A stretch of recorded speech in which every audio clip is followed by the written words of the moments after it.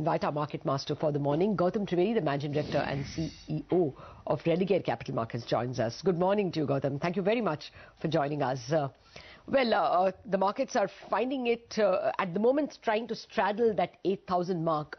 What is the sense you were getting after all the gyrations of the last 8 weeks or so, that at least you have put a firm bottom at 7,500?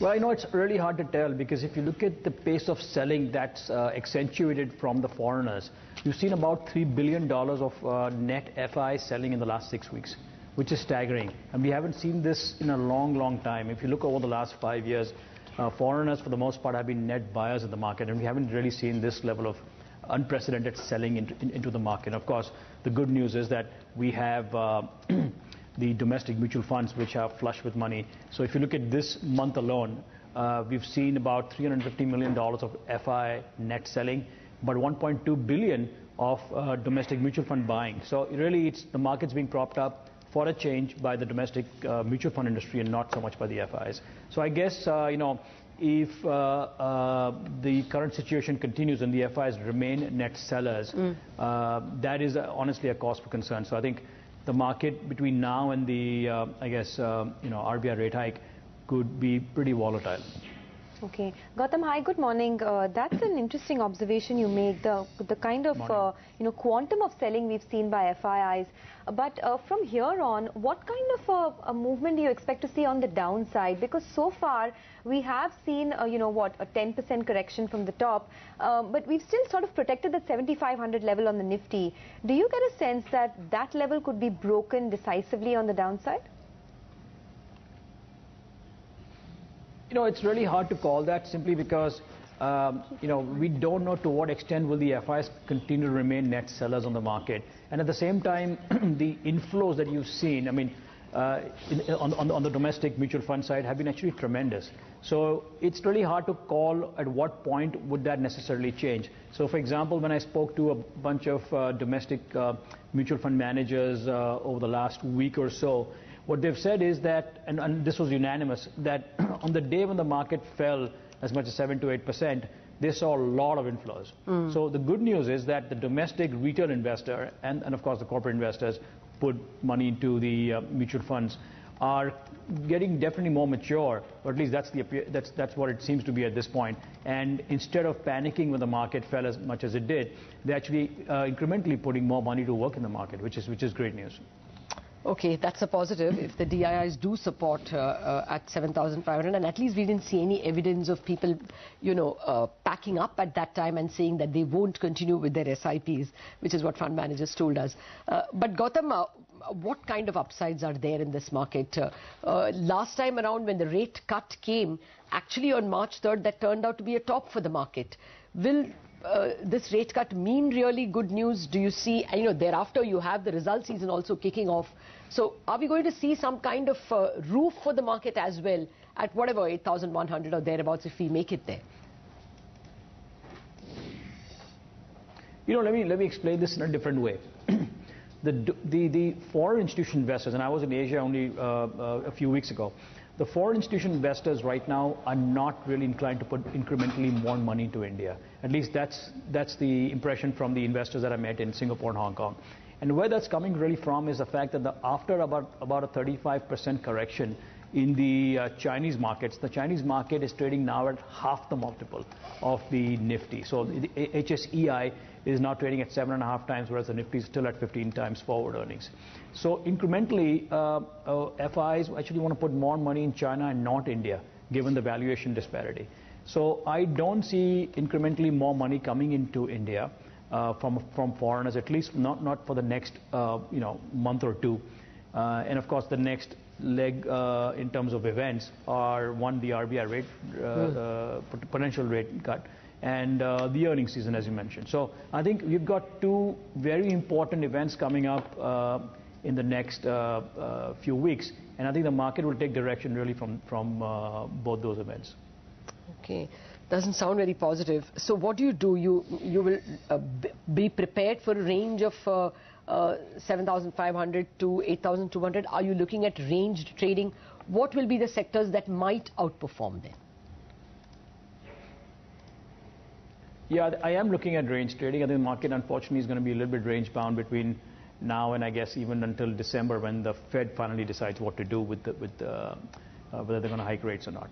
But I think, sector-wise, we're still positive IT, and given, though of course IT hasn't reacted as much as it usually does when the currency depreciates. So we like IT, we like the passenger car business, we like the CV space.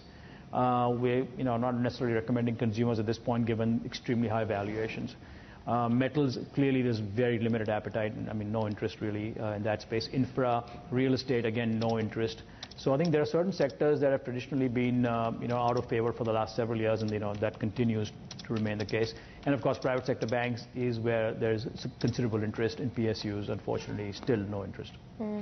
We are seeing a lot of, growth concerns come in for many of these global linked companies. So first we saw it with Tata Motors and the slowdown in China. Now we're seeing it with the likes of Motherson Sumi and the slowdown, in places like US, issues with Volkswagen, etc. Would you use this as an opportunity to buy these stocks for the longer term? Or do you think that, for a while, some of these global linked players should be avoided? I think the correction in Tata Motors has been absurd, and frankly, I don't think the company is really in that bad shape that one single event can actually cause the stock to correct as much as it has. So I think Tata Motors clearly would be a stock I'd be accumulating, not necessarily looking at exiting at this point. Now, in the case of Motherson Sumi, I think that's not necessarily a clear analogy to what's happening with Tata Motors, because it's a one single customer issue. And even the chairman of Volkswagen has clearly admitted that, and he said on tape saying that we screwed up, and hopefully this will not happen again. But $18 billion in terms of an absolute fine is huge, not to mention the cost of the recalls. But that's again a Volkswagen problem, and I think Motherson's taking the heat for it here.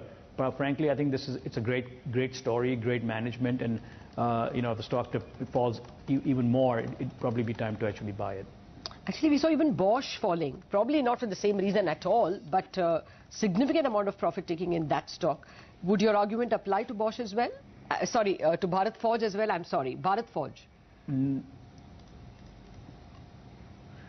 No, I don't think so. I think Bharat Forge may have fallen for obviously separate reasons. But like I said, in the case of Motherson Sumi, it's one single customer that's really impacted. It's not the rest of them. And there is no major slowdown in the auto industry in the US right now. In fact, people are buying more SUVs than ever before.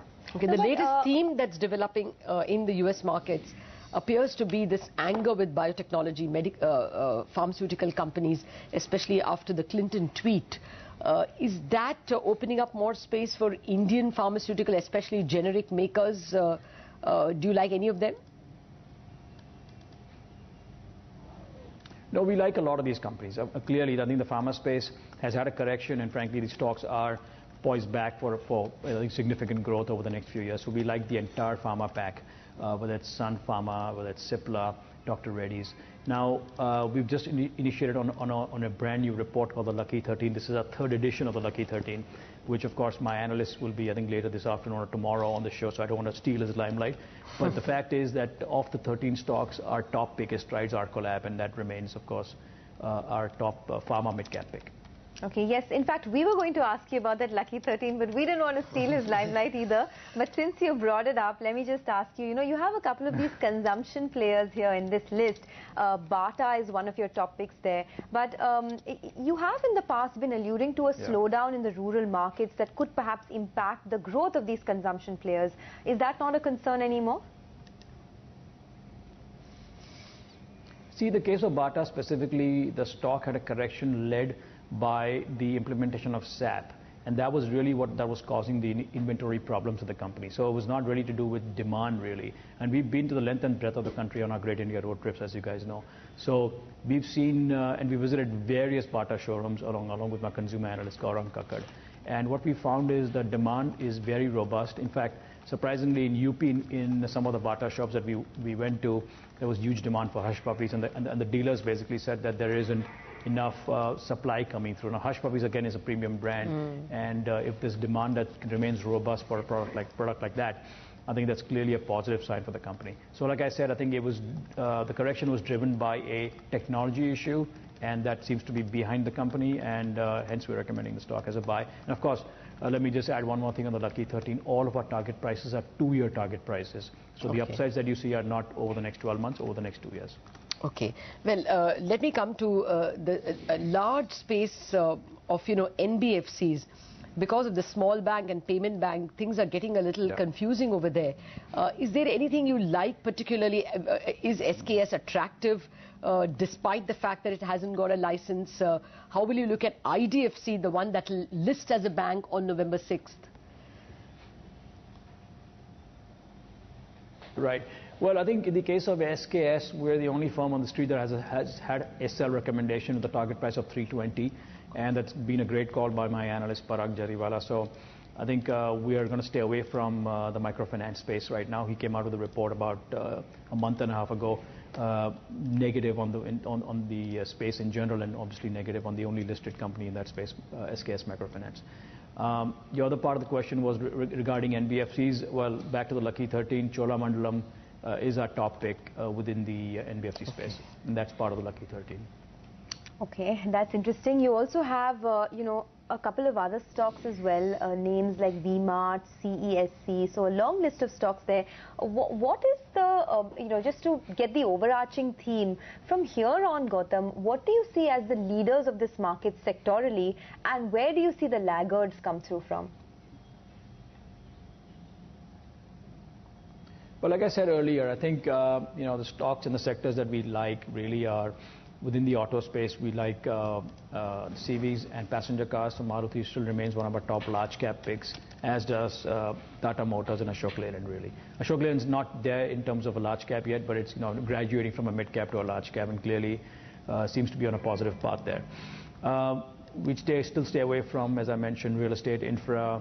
We are seeing content coming back in a very big way, so our other analyst, Rumit Dugar, who's currently marketing in Asia, is out with a 200-page report on the content industry and how the upcoming 4G launches, whether it be Airtel or Reliance Jio, how that's going to impact the content and the distribution space in India. And Shimaru is actually his top pick within the mid-cap space, again, another member of the Lucky 13. All right, Lucky 13, that's almost an oxymoron. Thank you very much, Gautam Trivedi, for joining us with your views, both macro and those 13 stock picks. Well, that's the word coming in from Gautam Trivedi. Don't chase the index. There's not much happening, but a lot is happening in mid-caps, especially outside the index. Well, one stock that actually never fails to excite investors is the stock of Tech Mahindra. So let's turn our focus now to individual corporates and stocks. We have